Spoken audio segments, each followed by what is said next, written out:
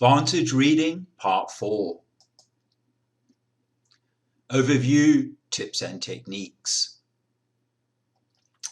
Here we see a typical Part 4 paper, as you will see on the day of the exam. Okay, on the left, you've got a reading text. This reading text is a lot shorter than you would find in Part 2 or Part 3. As you can see here, you've got 15 gaps. For each of these gaps, on the right-hand side, you've got questions 19 to 33, and you've got a choice of 4 words, A, B, C, or D. So for each gap, you have to choose which is the correct word to fill each gap. Now, in this part of the exam, it is the most important of the 5 parts because here you've got 15 marks out of 25. So you really have to target this part of the exam to get a lot of marks. Again, this is available as a download, as a PDF. So please have a hard copy in front of you, print one off. This is available at the end of the section, so just print this off. Otherwise, I have adapted it as a PowerPoint presentation.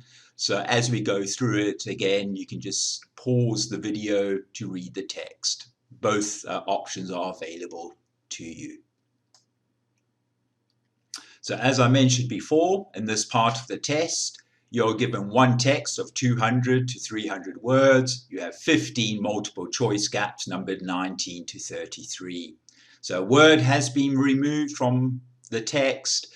From the options of questions 19 to 33, you have to choose the correct word, A, B, C, or D, to fill this gap. So here we have the reading text. I've adapted it as a PowerPoint presentation. But as I said, at the end of the section, it is available to print off or download as a PDF. So you can have a hard copy in front of you at all times. Or you can just follow the screen and pause when necessary to read the text in more detail. We will be looking at this text later on and the answers that fit into each of the gaps. We'll be looking at this in a lot more detail later.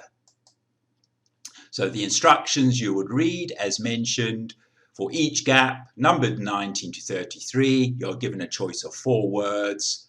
These appear as options A, B, C, D next to each numbered question.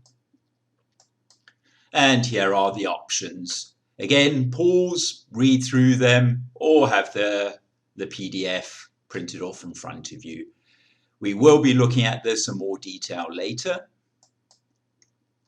So, skills and techniques needed for this part of the test. Obviously, vocabulary. It's a vocab-based part, so the more vocab you learn, the better. And when I go into the skill in more detail, I'll give you tips and techniques on how to improve your vocabulary.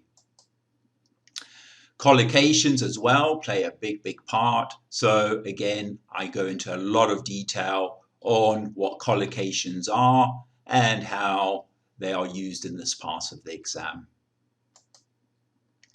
Prepositional collocations, this is most probably the most important one. So we look in a lot of detail with this skill.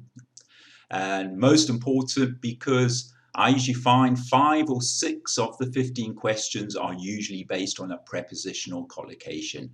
So we look at this in a lot of detail. Idioms and expressions in the English language, usually 1, maybe even 2 of the questions can be to do with an idiom or an expression. So again, we have a look at this skill. Linkers, which we already covered in part 2 of the exam, these can appear in part 4 as well.